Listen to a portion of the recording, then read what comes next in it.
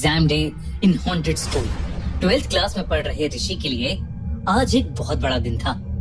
ऋषि राजस्थान के एक छोटे से शहर से था और पिछले 2 सालों से अपने घर से दूर जयपुर में वो अपनी इंजीनियरिंग की एंट्रेंस के लिए प्रिपेयर कर रहा था। आज उसका एंट्रेंस एग्जाम था और वो ऑलरेडी बहुत लेट हो चुका था क्योंकि एग्जाम सेंटर भी दूर था। तो ऋषि बिना देरी करते हुए सेंटर पहुंचने के लिए अपनी बाइक फुल स्पीड पर चला रहा था। जैसे जैसे शहर पीछे छूटता गया, रास्ता और ज्यादा सुनसान होता गया। उसका एग्जाम सेंटर था राजामल सीनियर सेकेंडरी स्कूल। जैसे ही ऋषि को स्कूल की बिल्डिंग दिखाई दी, उसके दिल की धड़कनें तेज हो गईं। ऋषि ने अपनी रिस्ट वॉच में टाइम देखा तो ऑलरेडी एग्जाम स्टार्ट हुए 5 मिनट बीत चुके थे। उसने जल्दी से स्कूल के बाहर बाइक खड़ी की और गार्ड से अंदर जाने की भीख मांगने लगा, लेकिन वो गार्ड बस मुस्कुराया और उसने उसको आसानी से अंदर जाने दिया। अंदर जाते हुए जब ऋषि ने उसके चेहरे की तरफ देखा तो एक अजीब सी चमक उसकी आंखों में थी, जैसे कोई सालों बाद वहाँ आया हो। स्कूल के हॉलवे में सब कुछ नॉर्मल लग रहा था। एक बड़ा सा कॉरिडोर और क्लासरूम जिनके डोर्स खुले हुए थे और सारे स्टूडेंट्स पहले से ही क्लासरूम में थे और उन्होंने अपना एग्जाम लिखना स्टार्ट कर दिया था। ऋषि भी भागकर अपने एग्जाम हॉल में गया। उसे पेपर डिस्ट्रीब्यूट हुआ और वो जल्दी जल्दी अपने आंसर्स लिखने लगा। पहले 30 मिनट सब कुछ बिल्कुल नॉर्मल रहा। ऋषि अपनी पूरी कंसंट्रेशन के साथ अपने आंसर्स लिख रहा था। अब तक वो 4 आंसर्स का जवाब दे चुका था। घड़ी में 10:35 हो गए थे। 5th आंसर लिखते ही जैसे ही उसकी नजर सामने खड़ी टीचर पर गई, वो अचानक से घबरा गया क्योंकि वो टीचर उसे बड़े अजीब तरीके से घूर कर देख रही थी। पर ऋषि ने उन पर ध्यान न देते हुए वापस अपने एग्जाम पेपर पर लिखना शुरू कर दिया, लेकिन उसे कुछ बहुत अजीब देखा। उसने देखा कि अभी अभी जो 5th क्वेश्चन का आंसर उसने लिखा था वो आंसर शीट पर था ही नहीं। आंसर शीट में अभी भी आंसर नंबर 4 ही था, उसके आगे कुछ नहीं। ऋषि को कुछ समझ नहीं आया। उसने टाइम देखा तो घड़ी अभी भी 10:35 दिखा रही थी।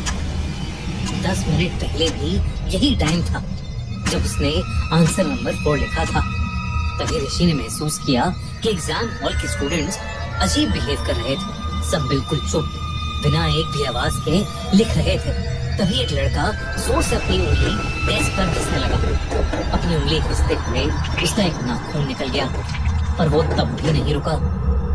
ये देखकर ऋषि को कुछ समझ नहीं आ रहा था क्योंकि जहाँ वो लड़का रुक ही नहीं रहा था, वहीं बाकी सब, यहाँ तक कि एग्जाम टीचर भी उस लड़के की तरफ नहीं देख रही थी।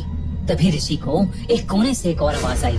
उसने मुड़कर देखा तो एक लड़की बिना रुके पागलों की तरह अपने एग्जाम बोर्ड को अपने सर पर मार रही थी। वहीं एक लड़का अपने पेन से अपने हाथ को चुभाए जा रहा था। अचानक एक और लड़की जोर से रोने लगी और वो अपने बाल अपने मुंह में डालकर चबाने लगी। ये सब देखकर ऋषि ने उस टीचर को आवाज लगाई, लेकिन वो टीचर वहाँ खड़ी बड़ी अजीब तरीके से बस मुस्कुराए जा रही थी। ऋषि को कुछ समझ नहीं आ रहा था कि उस एग्जाम हॉल में चल क्या रहा है। अचानक उस एग्जाम हॉल में कहीं से धुआं आने लगा। ऐसा लग रहा था जैसे किसी के सड़ते हुए मांस की बू हो। ऋषि ने जब धुएं की तरफ देखा तो उसे दिखा कि एक लड़की की शर्ट जल रही है। देखते ही देखते एक और लड़का अचानक से चिल्लाते हुए अपने हाथों से अपने आप को पागलों की तरह नोचने लगा, जैसे वो जल रहा हो। जिसके बाद वो रोते हुए चीखने लगा, मुझे यहाँ से निकलने दो।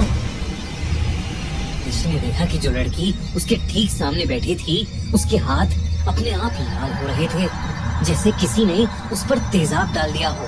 टीचर जो पहले नॉर्मल थी, सब कुछ चुप होने को कहने लगी और तभी उसकी आंखें एकदम से सफेद पड़ गईं। उसने जबरदस्ती अपने हाथ से अपना मुंह चीर दिया, जैसे वो अपनी जलती हुई चमड़ी उतार रही हो। ऋषि ने जब ये सब देखा तो डर के मारे सुन्न पड़ गया था। उस टीचर का चेहरा कुछ ही पलों में पूरी तरह जल गया था और उसके चेहरे की हड्डियां दिख रही थी। देखते ही देखते वहाँ मौजूद सारे स्टूडेंट्स ने आग पकड़ ली। सारे स्टूडेंट्स दर्द से कर्राते हुए चिल्लाने लगे। सबका शरीर जलने लगा और देखते ही देखते वो अंगारों और धुएं में बदल गए। पूरे रूम में सिर्फ जलते हुए मांस की बदबू थी और धुआं ही धुआं। ये सब देखकर ऋषि का रोना छूट गया। वो उस एग्जाम हॉल से किसी भी तरह बाहर निकलना चाहता था, लेकिन जैसे ही वो वहाँ से भागने के लिए उठा, किसी ने उसका पैर पकड़ लिया। जब उसने नीचे देखा तो वहाँ उन सभी स्टूडेंट्स की जली हुई बॉडीज पड़ी थी और उनमें से एक हाथ में ऋषि का पैर पकड़ा हुआ था। ऋषि ने किसी तरह हिम्मत जुटाई और वो अपना पैर छुड़ा के चीखते हुए उस कमरे से बाहर भागा। जैसे ही वो बाहर निकला, ऋषि को ऐसा लगा कि उस क्लासरूम में कोई बम फूटा। कुछ देर बाद बेहोश ऋषि उस स्कूल के एक मेल टीचर को दिखा। वो एक बंद क्लासरूम के बाहर पड़ा था। उसे फौरन स्कूल के मेडिकल रूम में ले जाया गया।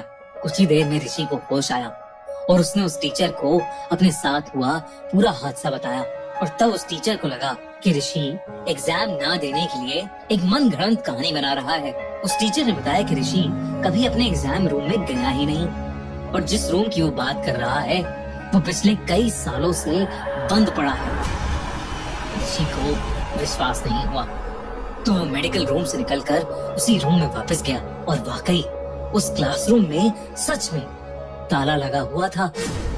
ऋषि को लगा कि उसने शायद कोई बुरा सपना देखा है और वो मायूस होकर स्कूल से बाहर निकल ही रहा था कि उस स्कूल गार्ड ने उसे कुछ ऐसा बताया जिसे सुनकर ऋषि के होश उड़ गए। उसने बताया कि कुछ साल पहले उस स्कूल के क्लासरूम में एग्जाम चल रहा था, लेकिन किसी लड़के ने एग्जाम रोकने के लिए उस रूम में पटाखे फोड़ने का प्लान बनाया ताकि टीचर डर जाए और एग्जाम ना हो। और उस पटाखे की वजह से क्लासरूम के पर्दों में आग लग गई और वो आग ऐसी फैली कि पूरा क्लासरूम जल के राख हो गया। करीब 10:30 बजे हुए इस एक्सीडेंट में 40 स्टूडेंट्स और एक टीचर जलकर मारे गए और तब से उस स्कूल में कई लोगों ने उनकी आत्माओं को उस रूम के अंदर देखा है। इसलिए उस रूम को हमेशा हमेशा के लिए बंद कर दिया गया है। ये सब सुनने के बाद ऋषि शॉक था, लेकिन उसे समझ आ गया था कि उसके साथ जो भी हुआ है वो कोई सपना नहीं था, बल्कि वो उस दिन